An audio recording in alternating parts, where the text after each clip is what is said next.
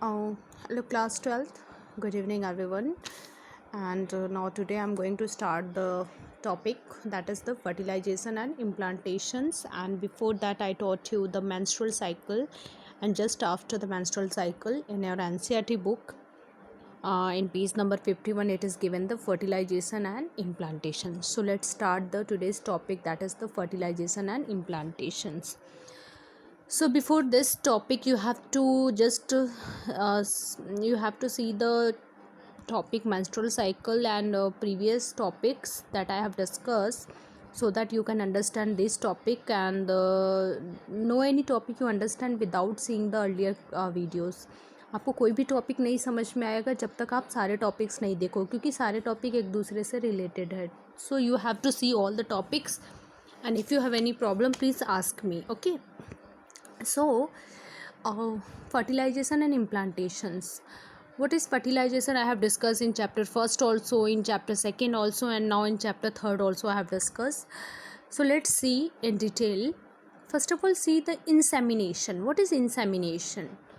During copulation, semen is released into the vagina. Now what is semen? I have discussed.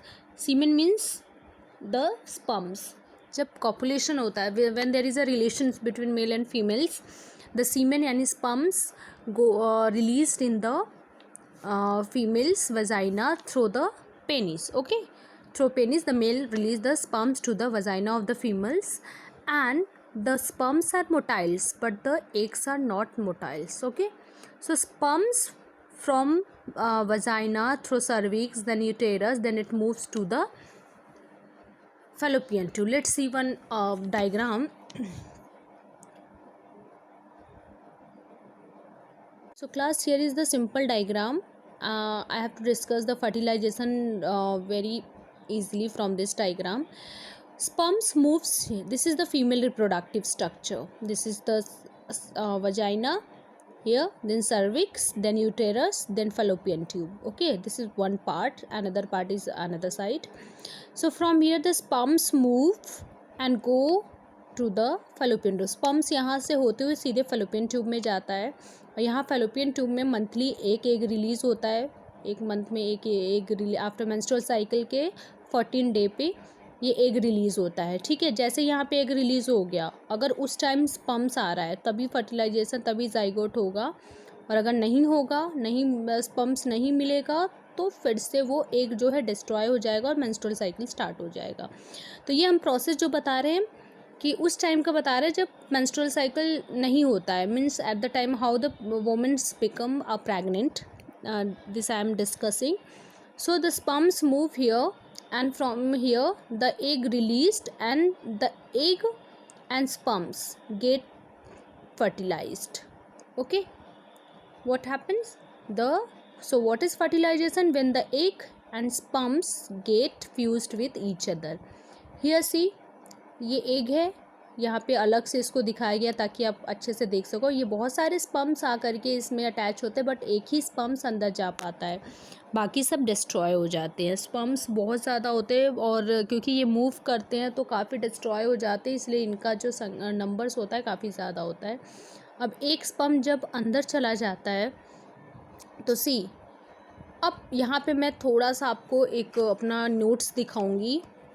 See here, यहाँ पे fertilisation हुआ तो ये egg है. Egg का जो सेल होता है, एग जो आपका ओवम है, that is the one cell, and sperm is also a single cell, because single sperm जा रहा है तो सिंगल सेल ही हम उसे मानेंगे. तो उसमें 23 क्रोमोसोम्स होता है, और एग में 23 क्रोमोसोम्स होता है. दोनों हैप्लॉइड हैं, और दोनों हैप्लॉइड जब मिलते हैं तो क्या बनाते हैं? डिप्लॉइड, जिसमें क्रोमोसोम्स की संख्या कितनी हो जाती है? 46. ठीक है, अंडरस्टैंड क्लास. नाउ अब जैसे ही ये डिप्लॉयड होता है तो इनका डिवीज़न शुरू हो जाता है. सी, ये अंदर गया, और ये स्पर्म, ये जो स्पर्म है, ये जैसे ही अंदर गया, इसका न्यूक्लियस और इसका न्यूक्लियस दोनों फ्यूज़ करने लगे.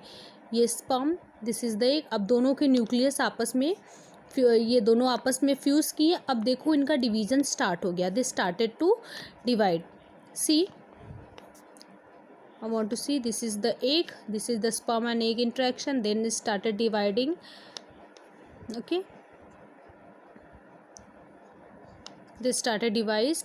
जब ये 8 to 16 सेल्स में आते हैं, ओके, जब ये जो डिवीज़न इनका 8 to 16 सेल्स ब्लास्टोमियर्स में आते हैं तो उन्हें हम मोरुला स्टेज बोलते हैं. ध्यान देना, जब ये डिवाइड होते होते 8 से 16 स्टेज तक आ जाते हैं, 16 ब्लास्टोमियर बन जाते हैं, तो इसे मोरुला स्टेज कहते हैं. ओके, अब मोरुला स्टेज के बाद क्या होता है? What happens after morula? See here, it is the blastocyst, trophoblast. This is the morula stage, and after morula there is a troboblast. Troboblast means now this stage, इसी stage में, इसी ट्रोबोब्लास्ट stage में ये धीरे धीरे यूटेरस की दीवारों से अटैच होता है. ये अब एंडोमेट्रियम, जो यूटेरस का एंडोमेट्रियम लेयर है उसमें अटैच होना शुरू कर देता है. और फिर ये जब इस स्टेज में आता है, means this stage, this is the blastocyst stage. Same this is now started dividing like this. ये जो स्टेज है कंप्लीट ब्लास्टोसिस्ट, ये पूरी तरह से it start embedded in the uterine wall. जो ये यूटेरस की दीवार है इसमें पूरी तरह से ये एम्बेडेड हो गया, और इसी को कहते हैं implantation. This is called the implantation. So I hope you all are understand.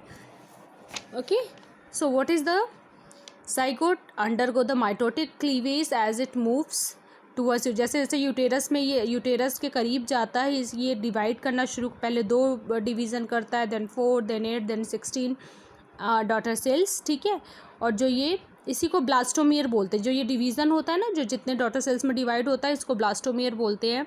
तो मोरुला स्टेज आता है, मोरुला स्टेज 8 से 16 ब्लास्टोमियर्स होते हैं, तो मोरुला स्टेज बोलते हैं. देन ट्रोबोब्लास्ट ब्लास्टोसिस्ट का ही पार्ट है, that is the last blastocyst होता है जिस फॉर्म में वो इम्प्लांट हो जाता है.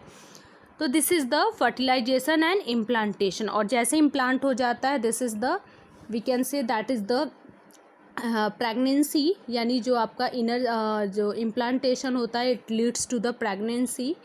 Okay, and after the pregnancy the embryonic development start. जैसे प्रेगनेंसी कंप्लीट होती है तो उसमें अब बच्चे का जो एम्ब्रियोनिक डेवलपमेंट है, यानी जो बच्चा जाइगोट है उसका जो एम्ब्रियो बनता है, फिर उसमें फीटस यानी उसमें ऑर्गन्स बनना स्टार्ट हो जाता है, और वो एक कंप्लीट फीटस में 9 मंथ में कंप्लीट हो जाता है. तो we will discuss this topic pregnancy and embryonic development in our next class.